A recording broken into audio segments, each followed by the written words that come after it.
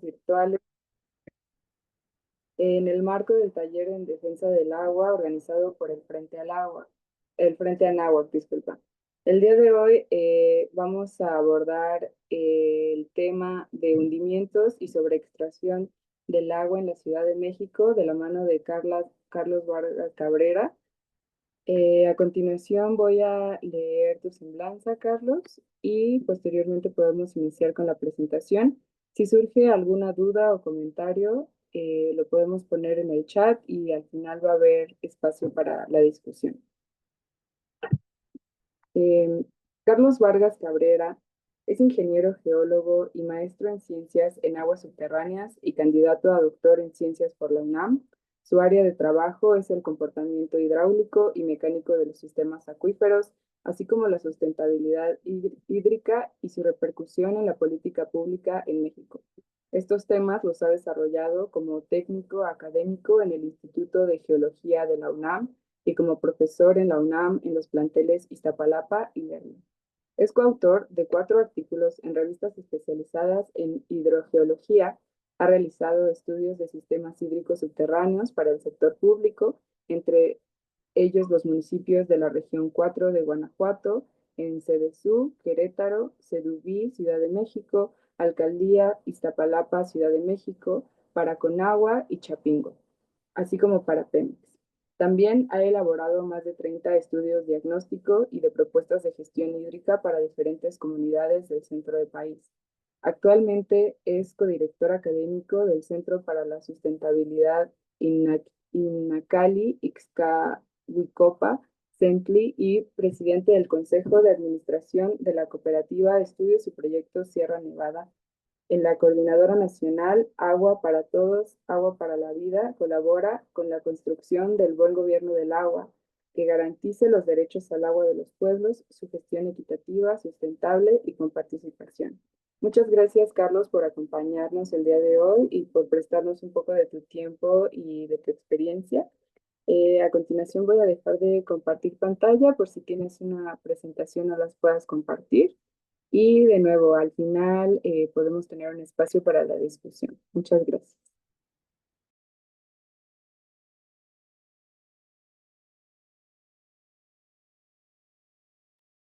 Carlos, creo que tienes muteado tu micrófono.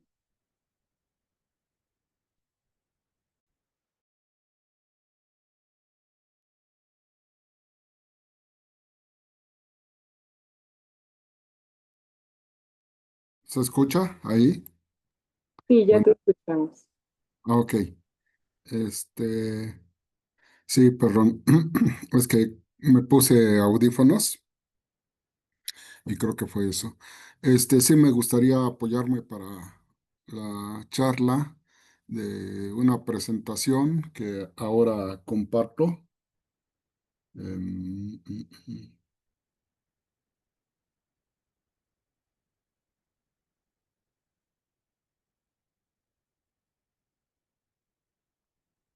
Permítanme tantito, déjenme.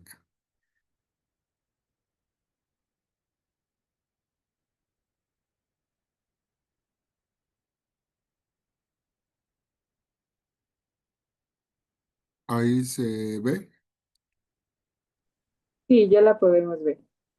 Muy bien. Sí, bueno, ya ya hubo presentación y la plática, el título de la plática pues son pues sobre todo hundimientos y sobre extracción de agua en la Ciudad de México. Eh, Déjenme ver. Eh, para hablar de los hundimientos y fracturamientos, sí me gustaría hablar sobre, primero dar una introducción de dónde vienen estos, perdón, de dónde viene todo esto, esta parte de la deformación, porque lo tratamos nada más como hundimiento, sin embargo es un proceso mucho más complejo Y el hundimiento es solo una parte de la extracción del fenómeno geológico. Y pues sobre todo estos hundimientos y agrietamientos de los más comunes, los más superficiales, pues proceden de la subsidencia del terreno por extracción de fluidos. Estos pueden ser agua, gas u otros fluidos como hidrocarburos o fluidos hidrotermales. En fin, hablo de en general, ¿no? No que esté sucediendo en la Ciudad de México.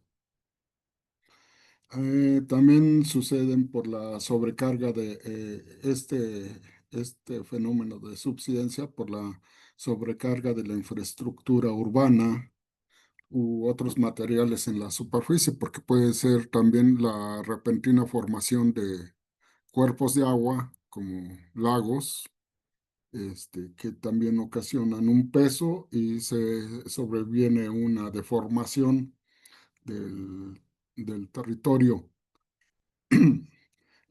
También se deben a la compactación por movimientos sísmicos u otras vibraciones del terreno.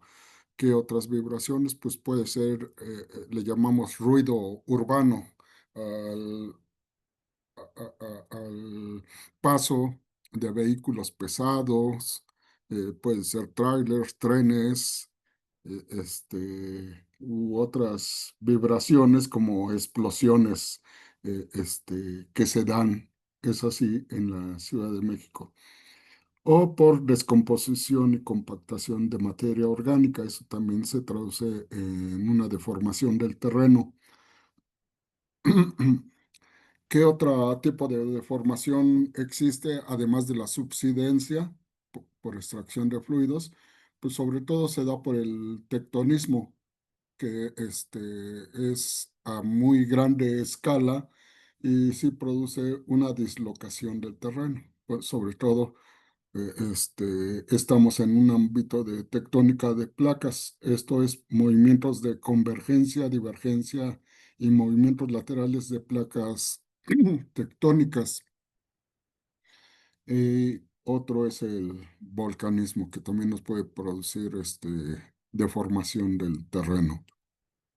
Eh, Quiero explicar rápidamente, esto es nada más para información general, qué es una fractura, porque hay quien la conoce como una fractura, grieta, vaya, el nombre es lo de menos. Sin embargo, esta es una dislocación del terreno que se produce por el rompimiento de materiales.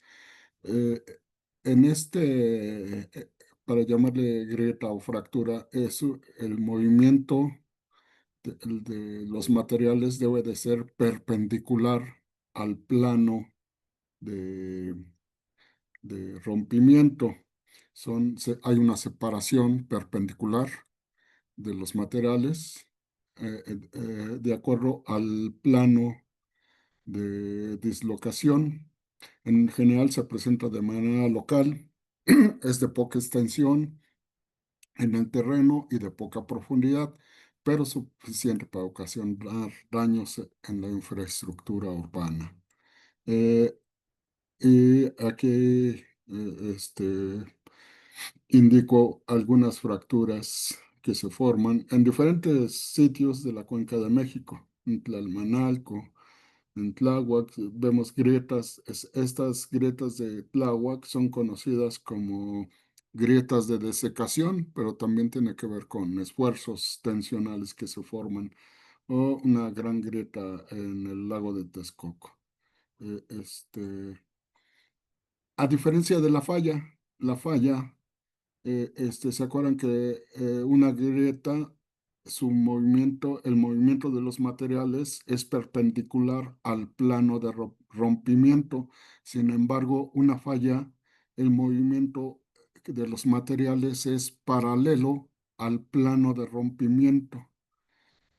Con eso puede haber el levantamiento de un bloque se forma un plano de deslizamiento y cae otro bloque con varias capas involucradas, capas de roca que se deslizan de acuerdo a que si el bloque que está por arriba del plano de deslizamiento cayó o subió, se conoce como una falla normal o inversa.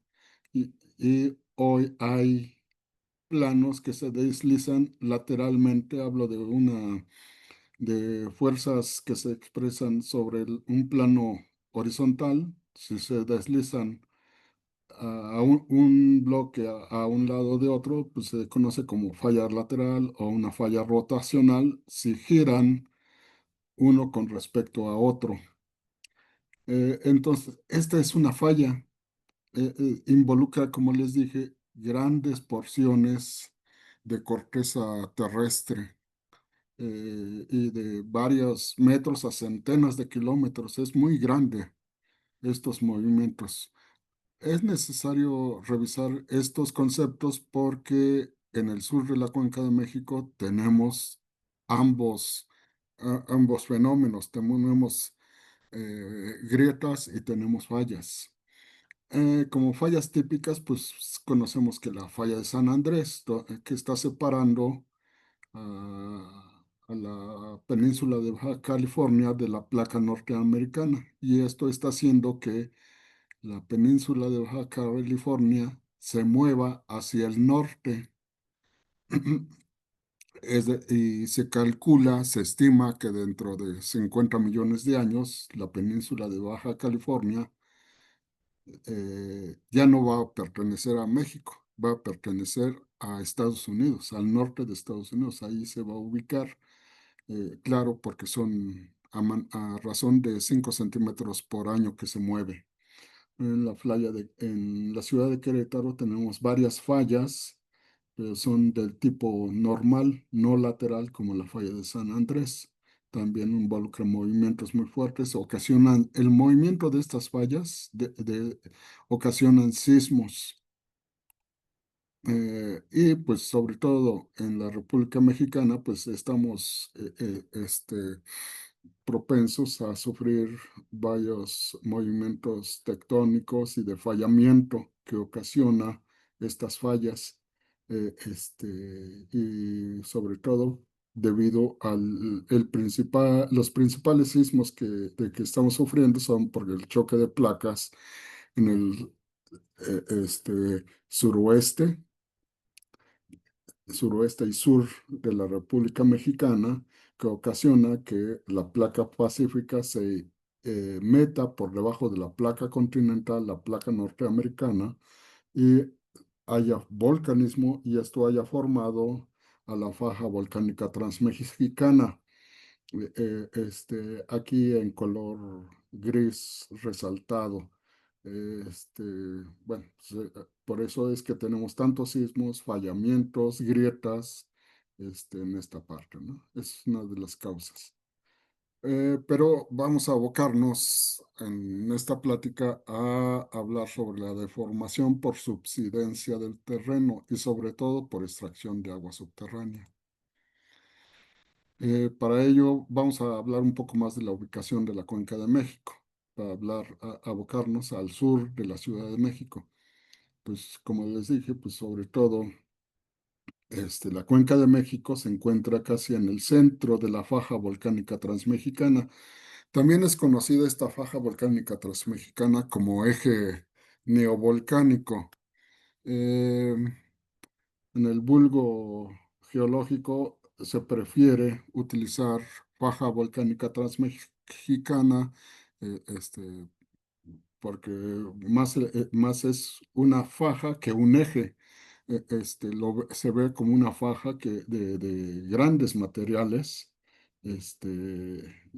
una gran zona de materiales volcánicos que han sido formados en el cuaternario a finales del terciario en todo el cuaternario.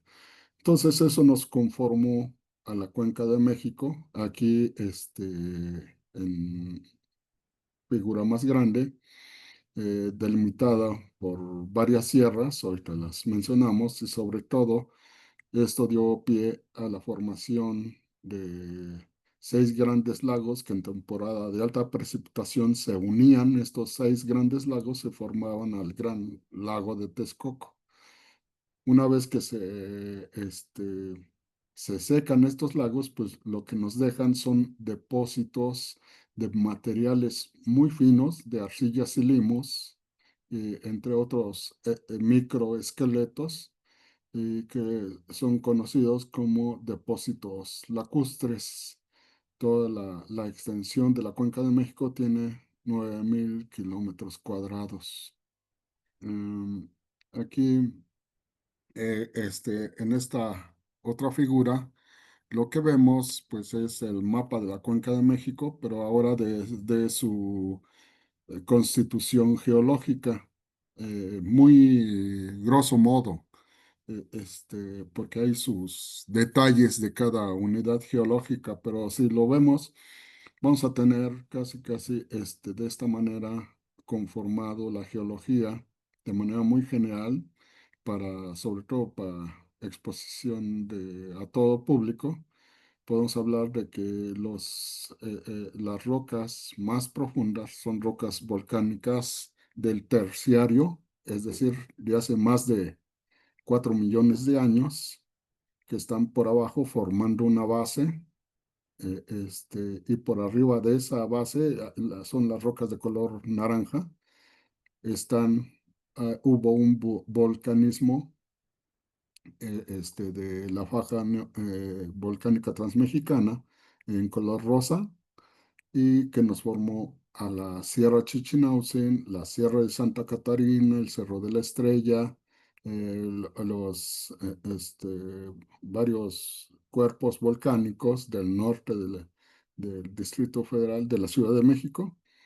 Y una vez que están instalados estos materiales, se produce su erosión y nos forman arenas y gravas que están aquí denotadas en color amarillo, y a la vez que se da el cierre en el cuaternario de la Cuenca de México, drenaba hacia el sur, pues se instala la Sierra Chichinautzen, tapa el drenaje superficial y se forman estos seis grandes lagos que, una vez secos, pues nos dejan estos sedimentos, conocidos como sedimentos lacustres, que van a determinar el comportamiento mecánico del subsuelo de la Ciudad de México, dado que la Ciudad de México se encuentra construida sobre estos sedimentos lacustres. Eso es lo que hay que tomar en cuenta, que son materiales, pues de grano fino, estaban saturados de agua, y su comportamiento mecánico era de alta deformabilidad. También se encuentran varias fallas ubicadas, fallas que ya han sido, pues, sobre todo reconocidas en el ambiente geológico, y que dieron lugar, sobre todo, no sé si se alcance a ver el cursor.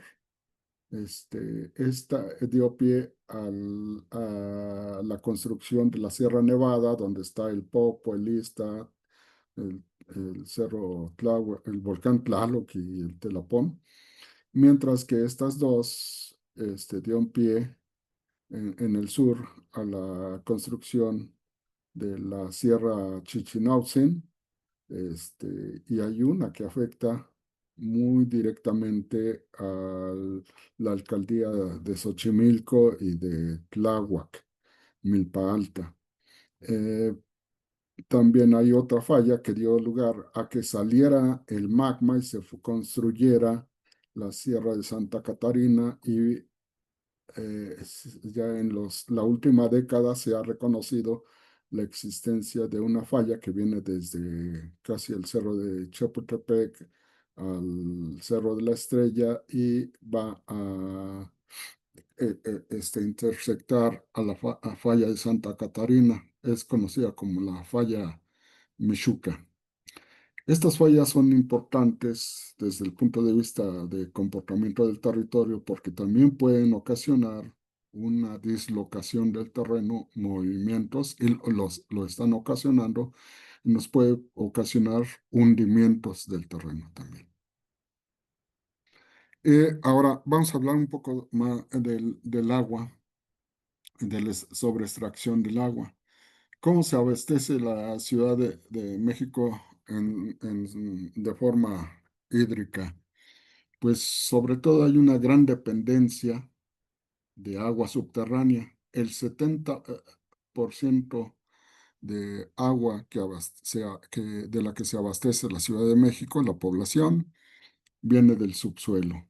El 67 por ciento de agua del subsuelo de la Ciudad de México y 55% del Valle de México y 12% de pozos del Alto Lerma. 3% vienen de manantiales, que también es agua subterránea, y el 30% lo aporta el sistema Cutzamala, que es agua superficial. Entonces vemos, es impresionante cómo de cada 10 litros que tomamos, 7 proceden del subsuelo. Hay una gran dependencia en nuestro abasto de agua subterránea. Esto es importante visibilizar porque pues repercute en su extracción. La extracción de esta agua subterránea repercute en el comportamiento mecánico del terreno. Em, Vamos a ver cómo ha evolucionado la extracción de agua en la Ciudad de México. Primero, antes del siglo XX, antes del siglo XIX, la fuente de agua eran cuerpos de agua superficiales. Teníamos lagos, teníamos ríos y de ahí se proveía la población.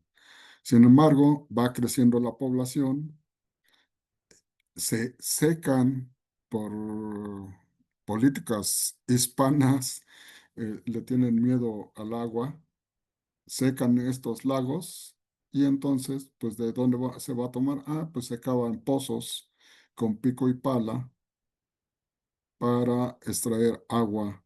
Sobre todo en las partes periféricas de los lagos se saca agua de buena calidad.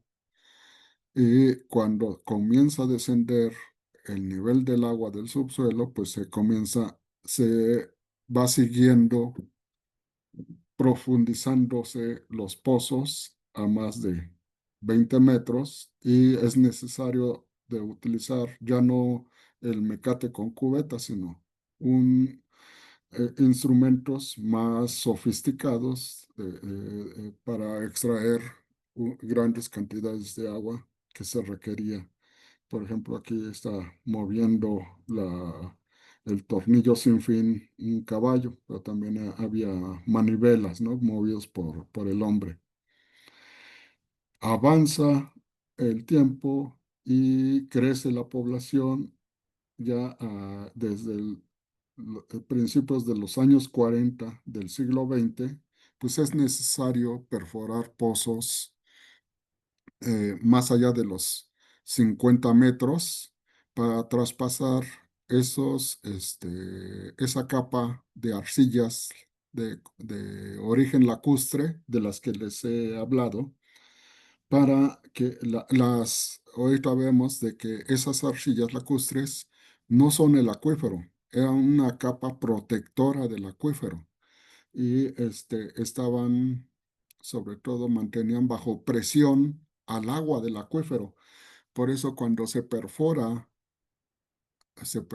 estos pozos más allá de 50 metros de profundidad, pues resulta un agua brotante en los pozos, así como se ve en esta imagen. No es imagen de los años 30 del siglo XX, pero sí da la idea de cómo resultaba al sacar la barrena, expulsaba el subsuelo, el agua. Había tanta presión que subía el agua liberada por esa perforación subía por arriba de la superficie del terreno. Estos pozos son conocidos como pozos artesianos. El nombre viene de la localidad de Artés, en Francia, donde se perforaron los primeros pozos brotantes. Entonces, se dice, pues son semejantes a el fenómeno es igual a lo que sucede en Francia, ¿no? Aquí, sobre todo en los años 40 a los años 60, había tanta presión que se perforaban las arrillas, se llegaba al acuífero y brotaba el agua por arriba de la superficie. Hay memorias de un pozo, de uno de los primeros pozos en la colonia Roma, de cómo se maravilla la gente porque rebasó la capa de arcilla, rebasó 40 metros de profundidad la perforación y brota el agua por arriba de los 2 metros. Imagínense eso, pues eso es conocido ese fenómeno cuando se perforan los pozos petroleros, ¿no? Pero poco se menciona porque se desconoce de que con el agua sucedía lo mismo. Este fenómeno ya no está ocurriendo en la Ciudad de México, ni en la Cuenca de México. Ya se agotó. Todavía me decían que en Tecámac me presentaron una fotografía de los años 70 de los primeros pozos perforados en Tecámac y se veía cómo brotó al sacar la herramienta de perforación, al sacar la barrena, brotó, se ve en la fotografía cómo estaba subiendo el agua como un manantial por arriba de los 60 centímetros. Le digo, oh, caray, aquí había artesanismo también. Dice, ¿eso qué es? Pues ya les expliqué el fenómeno, ¿no? Pues ya no existe en la Cuenca de México. Y ahora, en el siglo XX, estos pozos, en los años 70 en el siglo XX, ya llegaron a perforarse hasta 400 metros de profundidad. Ya olvídense de que había agua a los 50 metros. Fue necesario ir perforando pozos a 100 metros, descendía el nivel. Pues hay que perforar más profundo, a 200 metros. Yo todavía fui de la generación en geología de que me regañaban al proyectar, me regañaba el profesor cuando proyectaba pozos de 200 metros. Dice, "¿Qué estás loco? Eso no, perforar un pozo para extraer agua a 200 metros, eso nadie te lo va a comprar, estás gastando dinero como loco". Bueno, egreso de la facultad y ya se estaban perforando pozos a 450 metros de profundidad. Eso en el siglo XX. En el siglo XXI, todavía por ahí del 2011, es cuando se perfora el primer pozo a 3 kilómetros de profundidad para extraer agua. Y no saca más agua de lo que se sacaba un pozo perforado a 150 metros. Casi saca la misma cantidad de agua, 65 litros por segundo. Este pozo de 3 kilómetros de profundidad, esta fotografía procede del Pozo San Lorenzo Tezonco, ubicado ahí a un lado de la central de abasto en la alcaldía Iztapalapa, 2 kilómetros de profundidad. Y ya tenemos 4 pozos de esta magnitud. Ahorita lo vamos a ver.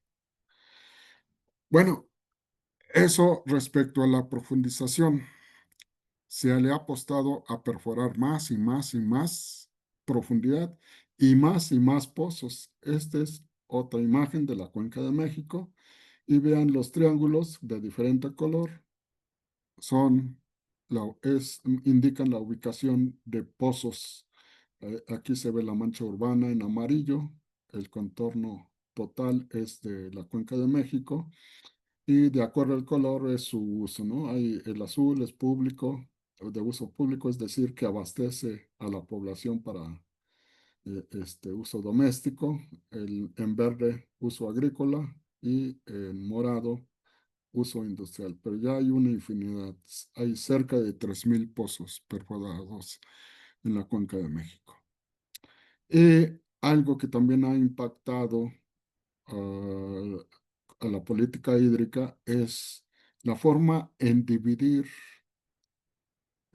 al acuífero. La ley de aguas nacionales indica que Conagua dividirá al territorio en acuíferos administrativos, no funcionales. Eso hay que tomarlo muy en cuenta, porque hay técnicos, hay ingenieros que todavía siguen hablando y nos siguen engañando con que existe el acuífero Cuautitlán Pachuca, el de Tecocomulco, el Soltepec.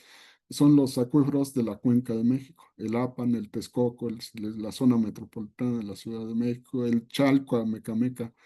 Pero la ley de aguas lo indica, es una división administrativa, o sea, realizada en papel, no que sea la funcionalidad del agua subterránea en las cuencas.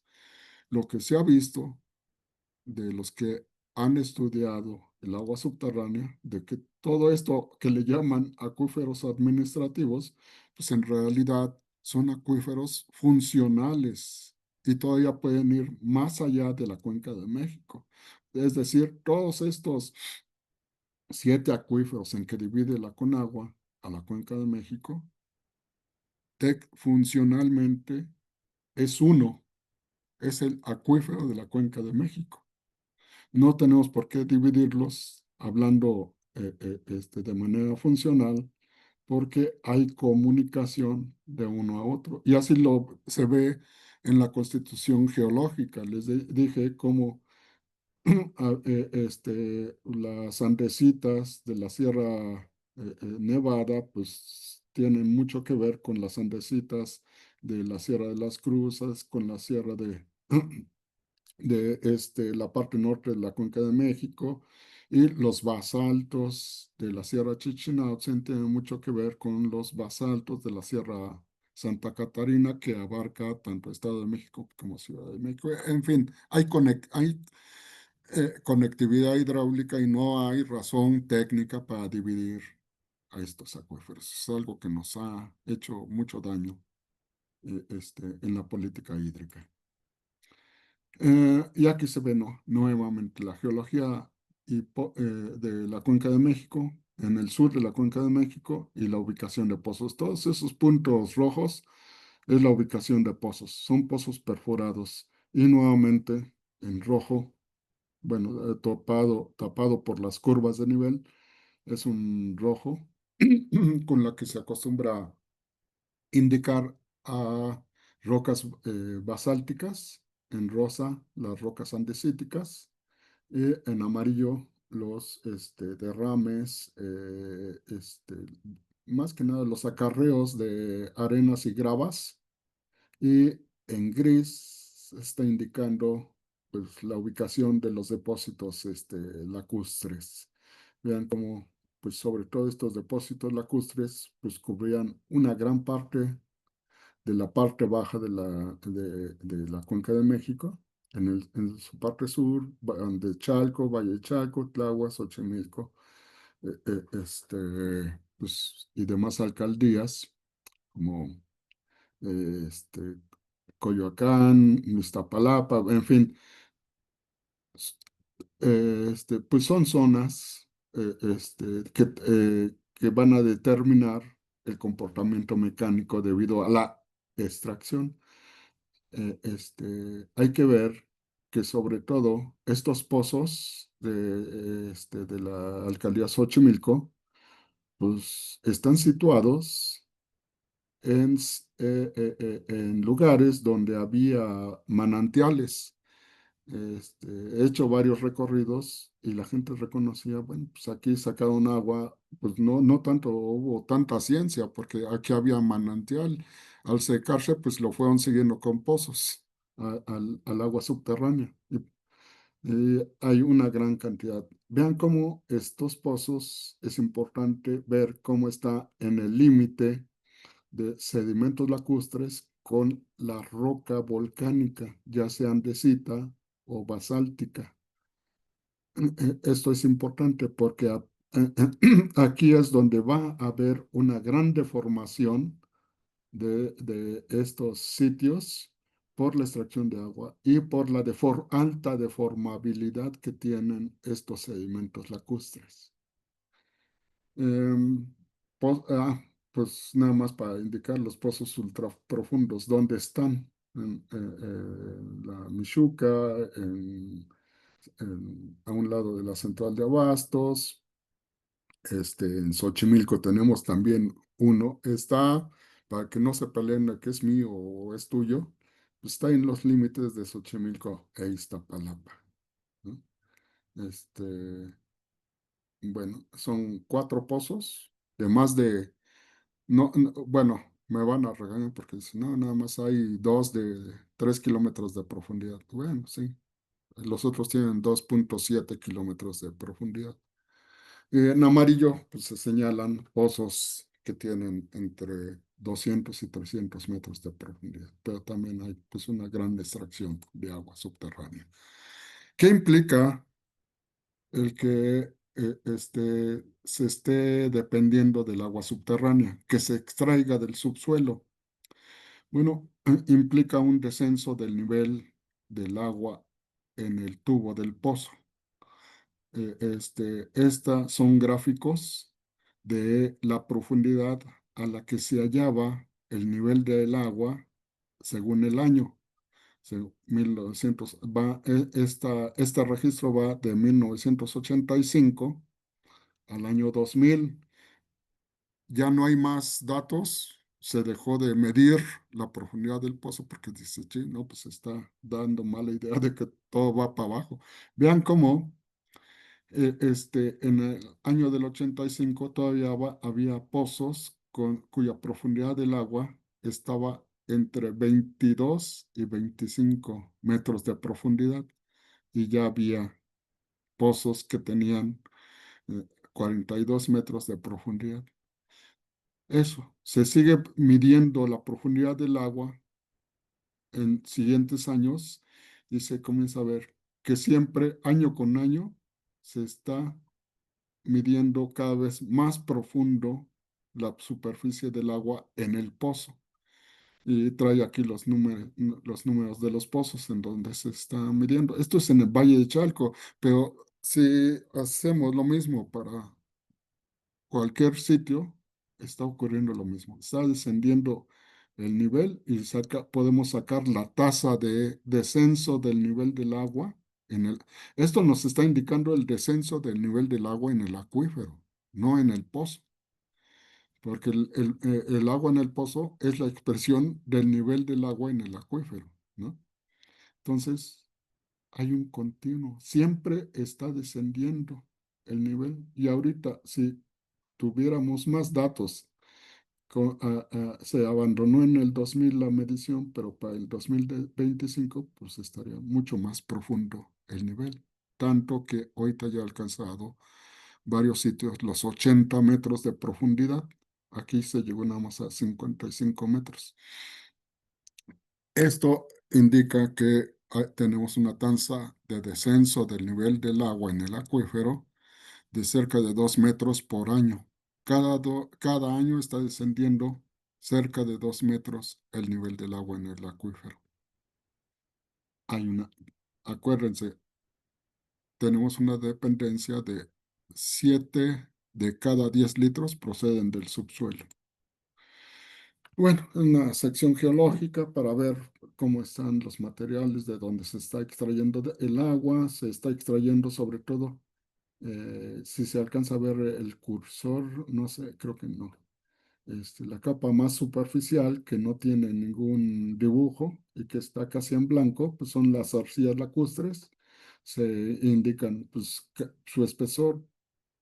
Pues, lo más potente o lo más grueso de esta capa lacustre se alcanza en Chalco, hasta 300 metros de espesor, y en Xochimilco, 150 metros de espesor. Los demás sitios tienen un promedio de 50 metros de espesor, esta capa lacustre. Acuérdense, esta capa es altamente deformable. Con la extracción de agua o poniéndole un peso, se va a deformar. No así los demás materiales, que son rocas. Y aquí se indica también pues, varias dislocaciones que tiene el terreno a mayor profundidad, estas conocidas como fallas. Se indican algunos pozos perforados, de dónde están sacando el agua. Esta extracción de agua, pues, ha ocasionado un hundimiento del terreno. Les decía, no se dice hundimiento, se dice subsidencia, pero bueno, ahorita vamos a hablar nada más del hundimiento, es decir, del movimiento vertical del terreno, que ese sí se conoce como hundimiento. Se ha estado midiendo año con año, de acuerdo a bancos de nivel que se ponen fijos y a ver cómo se mueve el terreno respecto a algo fijo. Entonces se ha visto que hasta el año 2000, perdón, se tenían hundimientos de cerca de 6,3 metros por año. Perdón, 6,3 metros acumulados desde que se comenzó la medición. Cuando se comenzó la medición, pues en los años 70, cuando hay una proliferación de pozos, se comienza a tener. No es cuando se descubre que hay hundimientos por extracción de agua. El primero en reportar que hay hundimientos por extracción de agua es el ingeniero Nabor Carrillo en Texcoco. Ve que está ocurriendo este hundimiento. ¿Esto en qué año? A mediados de los años 50 descubre que la extracción de agua, el hundimiento del terreno y el fracturamiento del terreno responde a una sobreextracción de agua y lo demuestra con ecuaciones.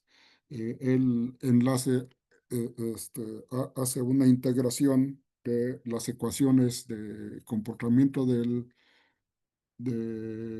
territorio con la extracción de agua y embona, encaja, lo demuestra matemáticamente que sí puede dar lugar la extracción de agua a una pérdida de poro del terreno y conducir a hundimientos. Entonces, pues aquí tenemos los hundimientos acumulados al año 2000. Vean cómo en Xochimilco el máximo hundimiento acumulado es de 6,3 metros, pero no es lo máximo. En el centro de la Ciudad de México llegó a haber hasta 9 metros. Por eso se traslada, dado que, dice Nabor Carrillo, la extracción de agua está conllevando a hundimiento y agrietamiento del terreno. Por eso se está hundiendo el centro de la Ciudad de México, por eso se está ladeando la Catedral Metropolitana. Pues entonces hay que suspender la extracción de agua en el centro y trasladarlo a otros sitios. ¿A dónde lo trasladan? A Xochimilco, a Chalco, a Valle de Chalco, a Ecatepec, a la periferia, donde no se hundían. Pues entonces se comenzó a hundir en cuanto trasladan la extracción a esos sitios, pues se comienzan a hundir esos sitios. Ahora, ¿cuál es la problemática detonada por la extracción? Pues ahí vean cómo las vías del metro pues han sido deformadas y lo sentimos como usuarios del metro, cómo va dando brincos el metro. No es que así se haya construido, sino que se construyó parejo, pero la deformación está deformando las vías y pues tenemos que ir ahí vuelta y vuelta. Pues se han descarrilado trenes en Tláhuac, lo que ocurrió. Ha habido, estamos sufriendo debido al hundimiento, pues zonas de inundaciones, grandes socavones y de escasez de agua. ¿Cuál es el mecanismo de subsidencia por la extracción de agua. Pues sí, se ha hecho pruebas y de que en un perfil de subsuelo conformado por gravas y de arcillas, las gravas en puntos aquí en esta figura y las arcillas denotado por capas en café. Vean como una microfotografía en la parte de abajo en el círculo. Se tiene la estructura de esas arcillas, de una estructura de hojuelas. Es una imagen microscópica, ¿no? Cómo está inflada y en su interior tiene agua, guardan agua en una situación no perturbada. Y vean cómo el nivel del agua llega a este nivel del terreno, donde tenemos arenas y gravas, es el acuífero, donde tenemos las capas en café. No son acuíferos, se le conoce como acuitarlo y semejan a nuestras arcillas lacustres. ¿Qué pasa cuando extraemos agua de ese perfil de suelo? En color azul, aquí ya disminuyó a esta situación, a H1, de un H0 disminuyó el agua porque le extrajimos agua a H1. ¿Y qué le pasó a nuestra estructura microscópica? Pues de haber una situación de hojuelas, de naipes, también se le conoce, se aplastaron debido a la extracción de agua. Perdieron el agua y perdieron el soporte mecánico que sostenía la estructura de la izquierda. Ahora pasa a una situación de estructura aplastada y el terreno entonces pasa de una situación a una compactación, a una nueva situación del terreno. Este, y así así podemos explicar todas estas situaciones. Se ha explicado en varios sitios, en Valle de San Joaquín, en California. Joseph Poland, que es el que aparece aquí en esta fotografía micro, puso en un poste cuál era la situación del terreno hasta arriba, que no alcanza a salir en en la fotografía. Era la situación de 1910 y aquí donde está parando es la situación de 1987, el año en que murió este señor. Dice, todo esto ha descendido el nivel del terreno 9 metros. Y pues no nos alegremos tanto de que está muy lejos, porque también tenemos nuestra situación en 1910, cuando se inaugura el monumento a la independencia. El ángel de la independencia estaba en una situación que no había escalinatas. Y vemos la fotografía de la derecha, que es una fotografía de finales de los 90 y ya tiene 13 escalones. ¿Por qué se le han puesto 13 escalones? Pareciera como si la columna de la independencia estuviera siendo expulsada por el terreno. No es así, no está siendo expulsada. Más bien se está quedando fija la columna de la independencia y lo que se está hundiendo es el alrededor de la columna de la independencia. Tanto que es necesario ponerle escalinatas para subir al mausoleo de la columna de la independencia. Esto, ¿por qué no se hunde la columna de la independencia al parejo del terreno? Porque está cimentada. Cuando fue construida por primera vez, se les la dio la columna de la independencia y se cayó.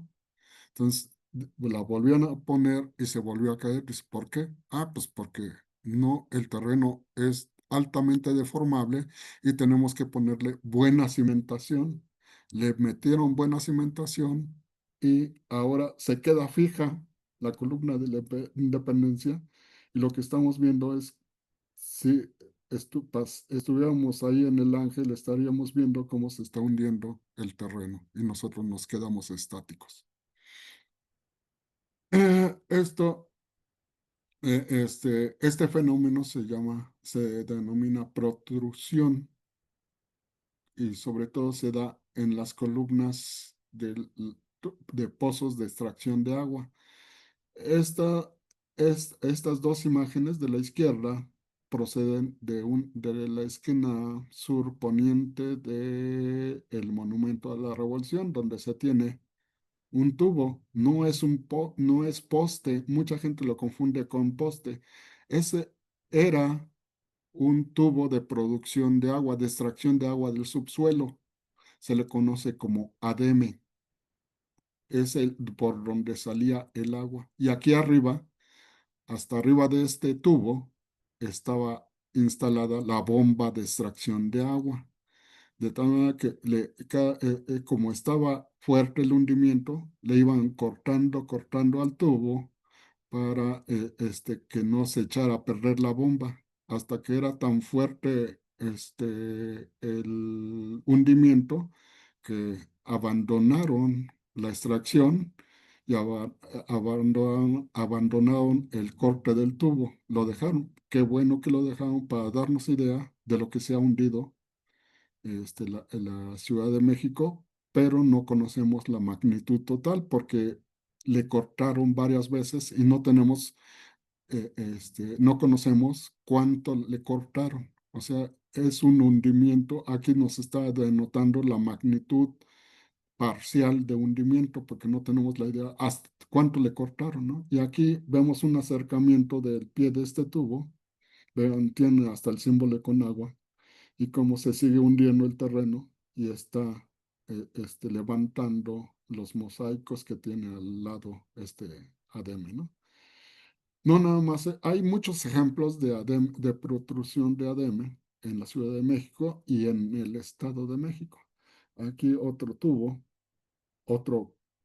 que parece poste, pero igual es un ADM en San Juan de Aragón. Vea, aquí hasta le dejaron la bomba. Aquí sí conocemos cuánto se ha hundido el terreno porque todo lo que ha sido encuerado, por decirlo así, el ADM de producción de agua. No es un poste, era un tubo de producción de agua, ¿no?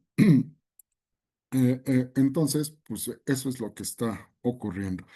Perdón, creo que casi voy a la mitad, me voy a ir un poco más rápido para que no canse, no los canse. Este, el agrietamiento en la planicie por desecación y peso de la infraestructura pues se está dando también de manera conjunta con el hundimiento. Por eso les decía que se conoce más bien a todo este fenómeno de hundimiento y agrietamiento como subsidencia del terreno, no hundimiento. Como hundimiento estamos denotando de manera parcial el fenómeno. Se conoce como subsidencia. Es hundimiento que es un movimiento vertical, pero el agrietamiento tiene que ver con movimientos laterales, horizontales, y por eso se nos han formado muchas grietas. Sobre todo ocurre por la extracción de agua. Vean cómo aquí le llamamos un perfil geológico. Tenemos la superficie donde está la zona urbana y por abajo está el subsuelo conformado en gris por las capas limorcillosas, los sedimentos lacustres, y por abajo de estos sedimentos lacustres se encuentra el acuífero en materiales volcánicos, peroclastos y aluviones.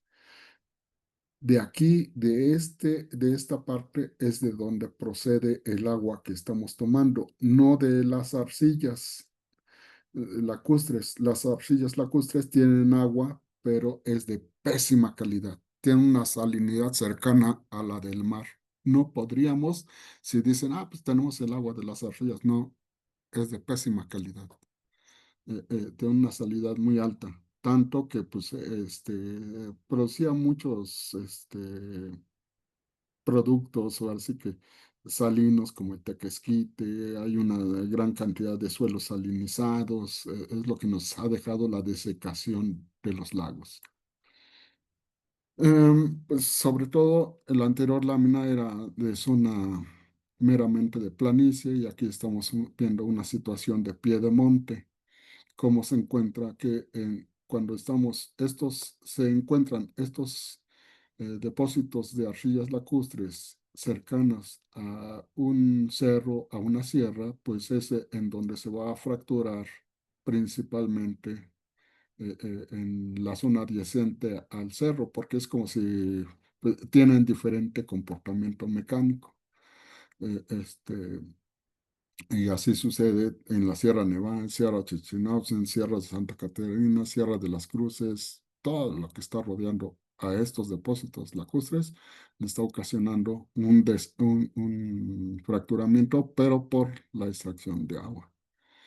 Y pues varios ejemplos, este es un ejemplo, varias fotografías de, sobre todo de después del sismo del 17. ¿Se acuerdan que lo que produce la subsidencia, la deformación, pues es la extracción de agua, el peso urbano, la sismicidad, las vibraciones del terreno?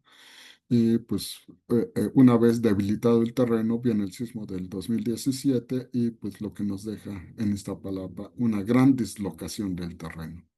Y todo coopera. La extracción, el peso urbano, la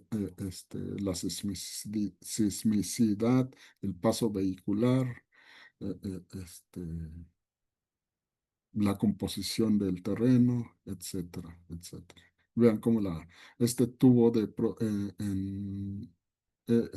azul, que es de producción de agua, estaba de manera horizontal, descansando en los peldaños de concreto, pero ahora viene el hundimiento y se levantó, ya no lo está sosteniendo nada al tubo, ¿no? Y le tienen que poner nueva estructura, nuevos tubos, codos y todo para que esté alimentando a la tubería subterránea. Si esto sucede de manera superficial, imagínense lo que está sucediendo en el subsuelo. Aquí, pues es fácil verlo. Ah, pues se le pone tubo, se le pone tubería nueva, pero en el subsuelo lo vemos, no vemos esto que está ocurriendo. Y se está rompiendo la tubería. Y se está rompiendo tubo de distribución de agua y de drenaje. ¿Y qué es lo que ocasiona? Fugas y mezcla de aguas. Se mezcla el agua residual con el agua no quiero llamarle agua potable porque ese es otro problema. Agua que nos está llegando a la llave y se está mezclando y mucho menos nos llega agua potable a la llave, ¿no? Sucede en todos lados de la cuenca de México. Aquí nada más fotografías del sur, de diversas situaciones, todos ellos los hemos estado revisando, agrietamiento, socavamiento, pues impacto a la infraestructura, barras, caminos. Aquí vemos, pues sobre todo situación de Nativitas Xochimilco en el extremo inferior derecho de cómo hay muchas, me faltan fotografías para ilustrar lo que ocurrió en Nativitas, ¿no?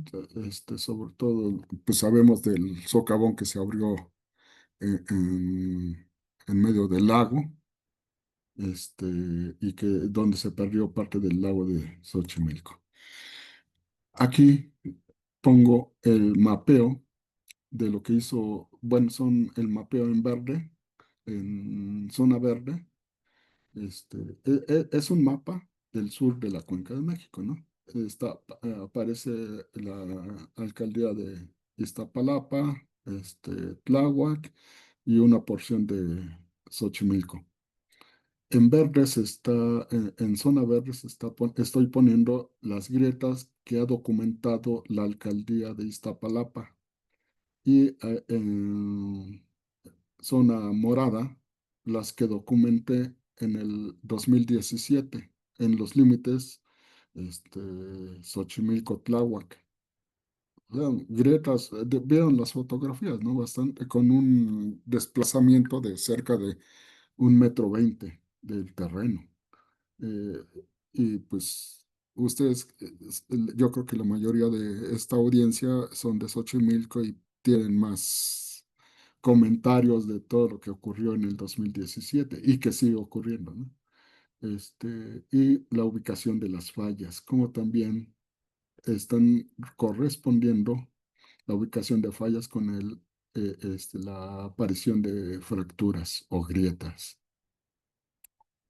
El modelo conceptual de cómo hemos encontrado la aparición, hemos visto la aparición de fracturas. Estamos midiendo la conductividad hidráulica se le conoce vulgarmente como permeabilidad del suelo. Le estamos midiendo a través de pruebas y vimos cómo se estaba aumentando la permeabilidad debido a la aparición de fracturas. Es más permeable el suelo en la parte superficial pero a profundidad no quiere decir que no haya grietas. Sí las hay. Se está incrementando el fracturamiento y además la flecha indica cómo ahora el gradiente hidráulico va de la parte superior a la parte inferior. Esto dice, ah, qué bueno, vamos a recargar el acuífero poniendo agua aquí. No, señores, no, no es la manera correcta de recargar el acuífero. Acuérdense que les dije que el agua que contienen estas arcillas, el de alta salinidad, muy cercana a la del mar. Si ponemos agua, ¿qué tipo de agua debemos de tener para recargar el acuífero? Agua de buena calidad. Si la metemos en esta parte se va a mezclar con el agua salina y lo que vamos a hacer al ingresar al acuífero es agua de pésima calidad y le vamos a hacer un impacto tremendo porque lo vamos a contaminar. Ya está ocurriendo la contaminación del acuífero, pero si hacemos más proyectos de infiltración, dicen, no, pues hay que poner pozos de infiltración. No, vamos a contaminar más. Hay sitios donde sí, donde no existan estas capas, estos sedimentos lacustres, ahí sí hay que recargar al acuífero, pero no donde están estos. Hay que tener cuidado, no en todos los sitios, hay que recargar. Pues bueno, quisiera ya irme un poco más rápido, ya aspectos nocivos, ya he mencionado varios: agotamiento del agua, desaparición de manantiales, alteración de la calidad del agua subterránea, pérdida de volumen de poro y de permeabilidad, hundimiento y agrietamiento del terreno, falla de infraestructura urbana, elevados costos de construcción, superficies sometidas a inundaciones, erosión de suelos, drenaje ineficaz por pérdida de pendiente, agotamiento de humedad, desaparición de ecosistemas, crisis social. ¿Cuáles son las propuestas que hago? Pues debe de haber un cambio de política de gestión hídrica, disminuir la dependencia con el agua subterránea. Hay que poner la vista a la colecta de agua de lluvia, reciclado a diferentes escalas, desde doméstico, mediano, escuelas, hasta de alcaldías, estados, en general, uso de ecotecnias, baños secos, eh, este, en fin, priorizar en el manejo del agua. Si es poca agua la que podemos disponer del subsuelo, hay que priorizar el derecho humano al agua y la soberanía alimentaria. Es un crimen utilizar el agua subterránea para construir casas, para la minería, para embotellarla y vendérnosla. Eso sí no se vale. Promover prácticas productivas amigables con el ambiente. Tenemos que crear sistemas de monitoreo ciudadanizado de los cuerpos de agua, porque nos están engañando con datos de su uso, de su calidad, de su evolución y de la aplicación de la normatividad. Por eso estamos proponiendo controladores ciudadanos autónomas del agua. Hay que tener una planeación participativa, ciudadanizada del territorio. No se vale que realicen planes, se realicen mega obras en los esquemas de poder, mientras que nos bajan, que te voy a poner una llave aquí y al otro le voy a dar un acuífero ante la empresa, etcétera, ¿no? Implementación de una agenda de investigación transdisciplinaria, disciplinas formales y la comunitaria. Requerimientos de consensos y de amplia participación, ejidos y pueblos originarios, grupos y productores locales, sociedad civil, grupos eclesiales de base, tienen que estar participando, académicos, grupos de jóvenes, instancias ciudadanizadas participativas en general, organizaciones civiles con trabajo y propuestas en la localidad. No se vale que otra gente de otro sitio venga y nos imponga planes, ¿no? Participación de autoridades de los tres órdenes de gobierno, pero sobre todo acatando la planeación local, la planeación comunitaria. Todas estas instancias proponemos de que deben de estar coordinadas con las comunidades. Proyectos ejidales y comunitarios, recuperación de zonas agrícolas y de chinampas, avistamiento de aves, pues son proyectos que proponemos con los que se puede empoderar a ejidos y comunidades para pues sobre todo ser más participativos en el monitoreo, en la planeación y en el uso del agua y del territorio, ¿no?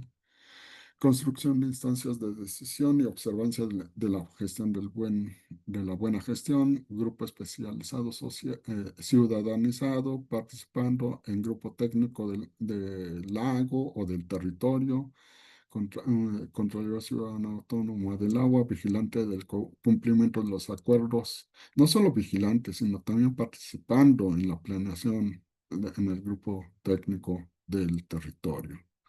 Requiere integrar esfuerzos colectivos, elaborar estatutos, formar comisiones, formar alianzas con académicos y especialistas. Eso es lo que les puedo platicar. Muchas gracias. Aplausos, muchas gracias, Carlos. Eh, Wow, es muy impresionante dimensionar y también con tanto detalle el problema que tenemos en este territorio. Quisiera ahora dar rápidamente paso a la discusión. Veo que hay algunos comentarios en el chat. Igualmente, si alguien quiere decir algo, puede levantar su mano y le damos la palabra.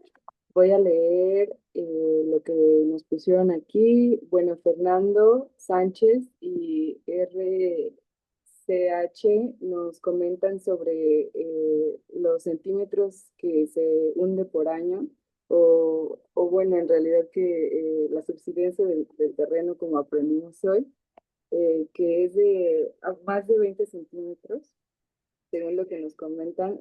Y eso fue hace 20 años. A mí me impresionó mucho las imágenes que pones de esos tubos de extracción. Se puede dimensionar muy bien ahí realmente cuánto ha sido. Bueno, más abajo nos comenta de parte del Frente Anáhuac, dice, ¿qué tanto contribuye el agua que se capta en las barrancas respecto de la calidad y cantidad para recargar los mantos freáticos? Si Perdón, esta no escuché bien esa pregunta. Disculpa, la vuelvo a leer. Dice, ¿qué tanto contribuye el agua que se capta en las barrancas respecto de la calidad y cantidad para recargar los mantos freáticos? Si esta agua ya va contaminada con los drenajes y basura que se deposita en ellas, bueno, me imagino que justo es qué sucede cuando este agua ya va contaminada, que también es lo que nos comentabas hace rato. No sé si gustes expandir en ello o comentar algo más al respecto. Sí, ¿puedo contestar? Sí, claro, por favor. Sí, mira, bueno, la recarga sí es un tema muy de cuidado. Eh, este, claro que estamos desesperados por el descenso del nivel del agua en el acuífero. Y eso nos lleva, y sobre todo promovido por gentes pues, con malas intenciones de que tienen empresa, tienen una perforadora y dicen, ah, pues mira, yo te perforo aquí, te hago un hoyo y aquí vamos a meter el agua de lluvia. No, no se trata de en cualquier lugar vamos a meter agua para recargar. No. Podemos, como lo dije, podemos crear muy mal impacto al agua subterránea porque requiere de unas condiciones muy precisas de agua, de muy buena calidad, de muy buenas condiciones fisicoquímicas para que ingrese al acuífero. He dicho que la parte baja, no, no, en la cuenca de México, no, no realizar proyectos de recarga porque podemos conducir a la contaminación del agua subterránea.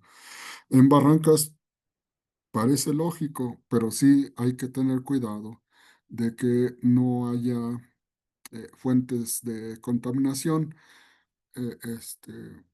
Nada más, bueno,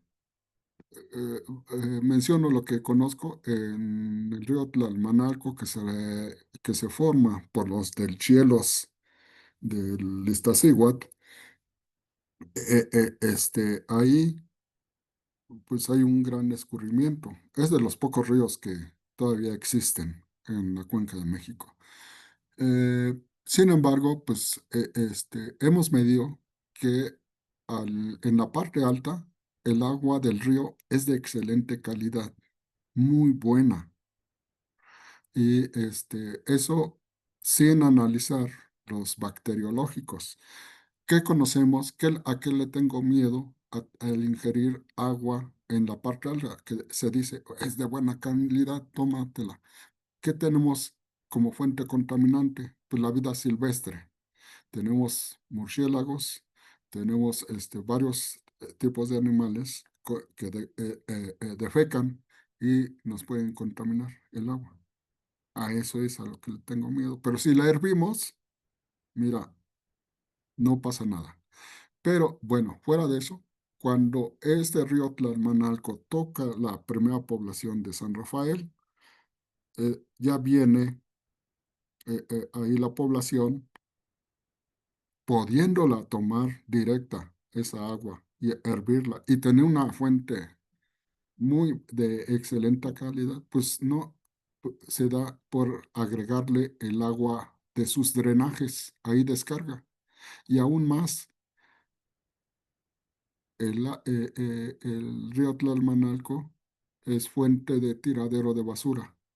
Hemos hecho encuestas para preguntarle a la población si sabe para qué sirve los cauces o las barrancas de los ríos. Y dice, la respuesta es, en varios, así de cerca de 150 encuestados, dicen que los cauces y las barrancas de los ríos sirven para tirar la basura. El 60% de los encuestados dicen eso. Es una población pequeña, pero si vemos a esta pregunta, ¿las barrancas sirven para recargar? Teóricamente sí, pero vamos a ver en qué condiciones está. No vayan a estar como la barranca varias barrancas que yo conozco. Cauce que no tiene una llanta no es cauce, así lo dice la gente. Una llanta de desecho de carro, ¿no? Entonces sí hay que cambiar tanto la mentalidad de la población, tenemos que ser responsables con nuestro territorio, con nuestra agua, en fin, es, este, pues ese es mi comentario. Este, Perdón, la primera pregunta. De acuerdo, muchas gracias, muchísimas gracias. Hay bastantes preguntas, entonces voy a leer un par más. Sí, Eh, em, Fernando igual nos pregunta sobre lo mismo de las recargas para las áreas de recarga, pero voy a leer su siguiente pregunta. Dice, ¿cree que en los próximos años será más frecuente el colapso de socavones como los que se abrieron la semana pasada en Iztapalapa? Y posteriormente vamos a tomar otras tres preguntas, también para, si fuera posible, hacer las respuestas más económicas para que todos pudieran también formar parte de la discusión. Muchas gracias, Carlos. Adelante con tu respuesta. Sí, mira, la aparición de socavones me- sí me espantó, me tiene espantado. Yo veo, no sé si recuerdan la última gráfica de medición donde presento datos de cómo se está incrementando la permeabilidad de las arcillas, las que deberían de estar protegiendo el acuífero, que está más a mayor profundidad, tenían eran impermeables, protegían al acuífero. A partir de que se desecan los lagos, se comienzan a fracturar y más con la extracción de agua se fractura aún más las arcillas, de tal manera que este estudio que presenté, los resultados de este estudio, que está incrementando la permeabilidad en 3 órdenes de magnitud. No son 3 veces que se está incrementando la magnitud de la permeabilidad, son 3 órdenes de magnitud. Por dar un ejemplo, se está incrementando de 3 a 3000 veces. De 3 de permeabilidad, de valor 3 que tenía, no es el valor, nada más es la idea. Se está incrementando a 3000, o sea, 3 órdenes de magnitud. Pónganle 3 ceros, se ha incrementando la magnitud en 2 años que hice las pruebas. En 2 años. Ahorita esas pruebas las hice en el año de 1992. Estamos a 32 años de esas pruebas. Imagínense lo que se ha incrementado la permeabilidad por la aparición de fracturas. Cuando yo hice esa detección de aparición de fracturas, nunca pensé, no ocurría que iban a aparecer socavones, que estas fracturas se iban a unir, iban a crecer y a ser socavones. A aparecer como socavones. Los socavones yo los comencé a conocer por ahí de el 2005. Me llamaron, ay, vente a ver que se hundió el terreno. Era un socavón como tenía una abertura de 2 metros en la horizontal, de profundidad tenía como 4 metros. Es en el 2005. Cuando regresé en el 2015, la amplitud del socavón ya era de 35 metros, la amplitud, y casi de 10 metros de profundidad. Esto en Tetelco. O sea, yo nunca pensé que el agrietamiento iba a crecer tanto hasta a formar socavones. Y ahora, ¿qué sigue? La pregunta, ¿cuál es el futuro? Pues si no detenemos la extracción del agua subterránea, pues va a seguir creciendo socavones y va a ser el convivir con socavones, decía una investigadora, me dio risa. Es que tenemos que convivir con socavones y agrietamientos. No, señorita, tenemos que hacer algo para parar esto. Y urge la, parar la dependencia del agua subterránea.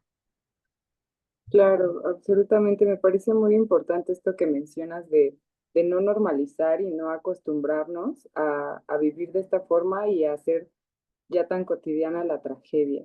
Sí, Este, y bueno, voy a juntar un poco una pregunta que me parece que va un poco hacia ese mismo tema, un poco triste.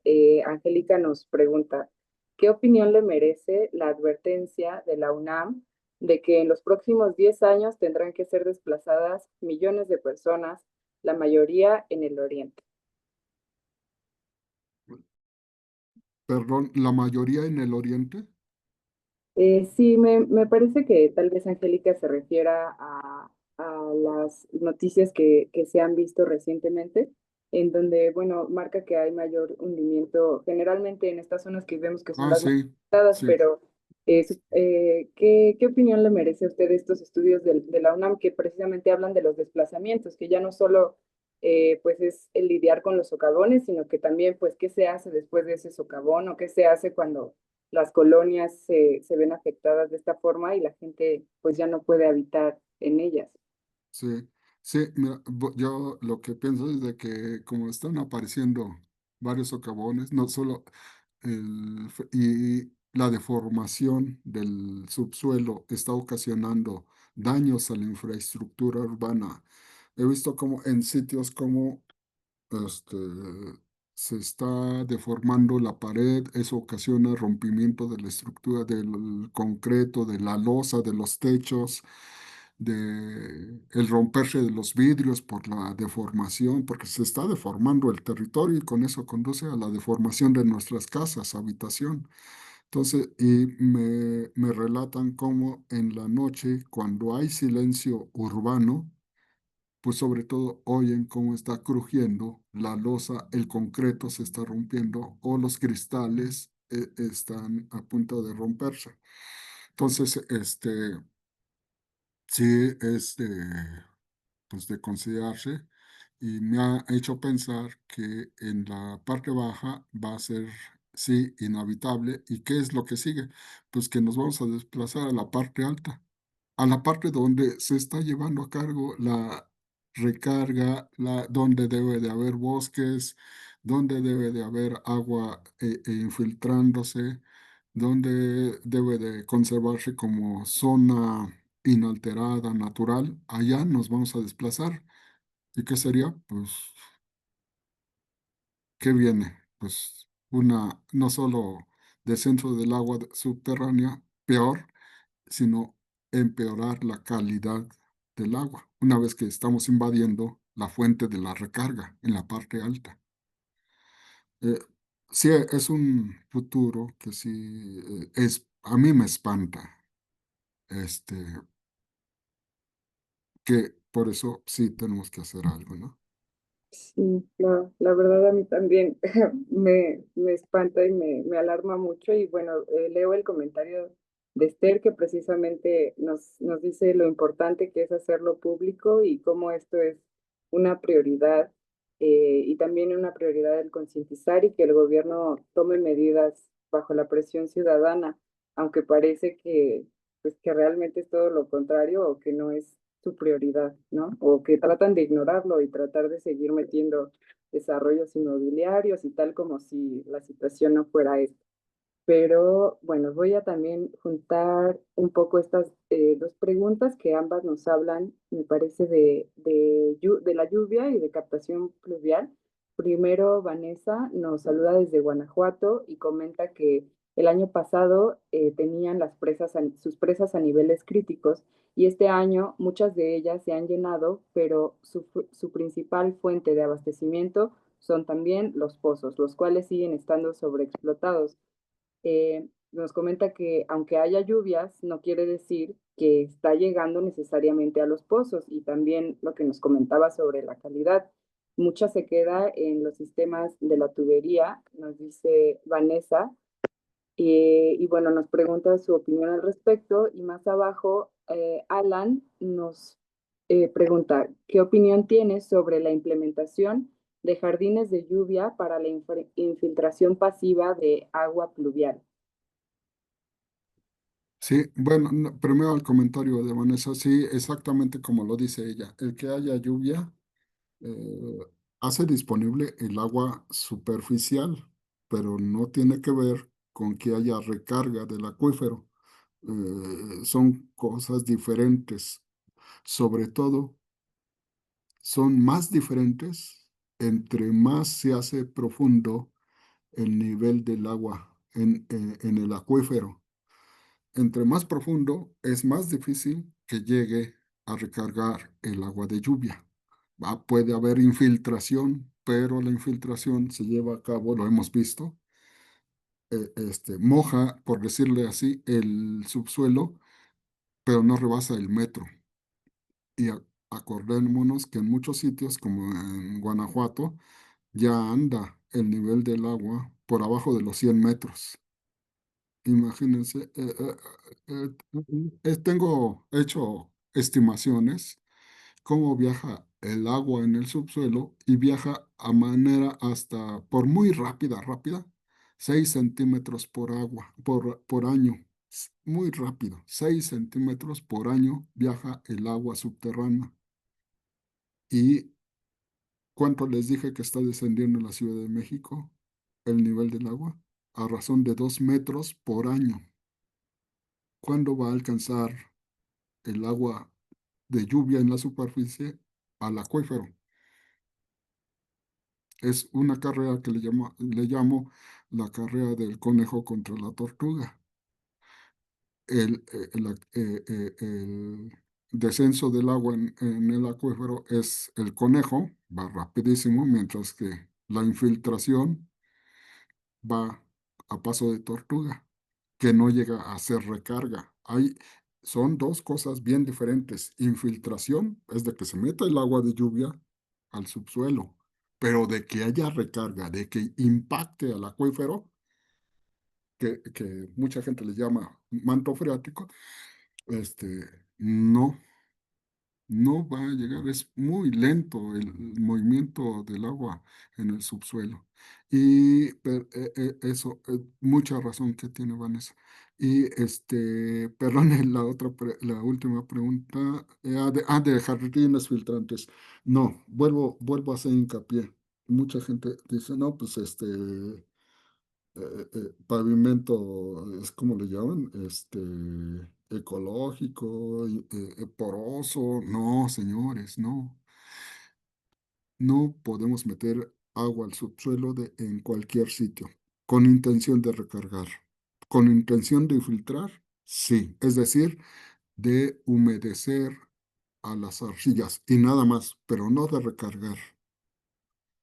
La recarga se da de forma natural en la parte alta de las montañas. Ahí es donde entra, y sobre todo cuando hay materiales volcánicos como los hay en la Sierra Chichinautzin. Son lavas en bloques con alta porosidad. Ahí sí se realiza la recarga, no en cualquier lado, en la parte alta. En la parte baja vamos a ocasionar, con cualquier proyecto, vamos a ocasionar contaminación. Bueno, solo salvo aquellos proyectos que sí sean cuidadosos de meter agua mediante perforación, traspasando la capa de arcillas, la fuente de contaminación, la tienen que traspasar. Pero yo no he visto, conozco nada más dos proyectos de ese tipo, uno de la UAM, y otro en San Miguel Teotongo. Dos proyectos en donde tuvieron cuidado de no ocasionar contaminación. este, otros proyectos que he visto, hacen hoyos y se acumula el agua. ¿Y qué es lo que qué agua se acumula? Pues el agua que está escurriendo en las calles. Hay muchos sitios, los proyectos de infiltración son sitios, son paraderos de combis, y los choferes de las combis, de los microbuseros, los agarran de baños públicos y de acumulación de basura. Imagínense, eso sí, ahí sí se infiltra y recarga el agua, se recarga el acuífero, pero ¿qué tipo de agua está llegando al acuífero? Es agua que nos estamos tomando la población de la Ciudad de México. Muchísimas gracias, Carlos. Veo que ya nos estamos pasando unos minutitos de la hora acordada, que eran las 9:30. Eh, Rápidamente, solo pues hay un comentario del Frente Anagua que nos habla del río Tlalmanalco, en donde también se ha visto un basurero en donde se depositan envases de agroquímicos, y Esther nos pregunta también si estas investigaciones, qué tan públicas se han hecho. Yo quisiera tal vez cerrar la sesión regresando a lo que comentaba igual este respecto a hacer la conciencia, porque no sé, me gustaría quizás cerrar con un tono no tan lúgubre, a pesar de que, como bien nos comentas, Carlos, pues la situación es muy difícil, muy complicada, pero Bueno, quisiera darles a todos los presentes muchas gracias por estar aquí y creo que es un paso pequeño hacia lograr esa conciencia y hacer algo al respecto. Em, rápidamente, ah, sí, nos comenta Eduardo también, si el agua dulce continental es subterránea en un 97% y la superficial del 3%, la contradicción en la Ciudad de México está agua fuera subterránea, básicamente la utilizan las grandes empresas embotelladoras. ¿Qué hacer? Eh, me gustaría que siguiéramos discutiendo, pero me parecería bien si gustas contestar alguna de estas preguntas brevemente. Creo que solo tendríamos un par de minutitos más. De otra forma, ya podemos ir cerrando la sesión. No sé si gustes también quien ya tenga que desconectarse, Sí. puede hacerlo, pero está esa pregunta y la de este respecto a qué tan público se ha hecho esta información y Eduardo que nos pregunta qué hacer, cómo cerrar esta sesión con quizá una nota un poco más de, no sé si de esperanza, pero tal vez algo hacia esa dirección. Sí, mira, bueno, yo ando ahora sí que en el agua subterránea desde, yo creo que 1988, y participando, pues entendiendo el funcionamiento, entendiendo el funcionamiento de la hidrogeología, y a la vez que hemos hecho descubrimientos, los resultados se han hecho públicos, se han hecho del conocimiento de las autoridades y pues sí han quedado sensibilizadas, pero nada más eso. Han quedado sensibilizadas, pues se espantan, pero yo creo que los intereses que de gestión del agua pues, son muy grandes y pues la esperanza es de que hemos realizado varios planes hídricos, programas hídricos y yo tengo la esperanza de que hagan caso al planteamiento de hacer planes locales, no a lo grande, a lo de subcuencas, a lo de cuencas, sino los planes locales y con participación ciudadana. Esa es mi esperanza, de que sí, ante un panorama negro se abre una luz de que la ciudadanía puede cambiar, revertir esto. Sí, pues con eso me gustaría cerrar así respondiendo a eso. Sí se ha hecho público y sí hay esperanza. eh, este, pues soy parte de una organización que promueve la buena gestión, la participación ciudadana, la defensa de los bienes comunes, no tratar al agua como un recurso. Un recurso es de tipo, verla de tipo monetario.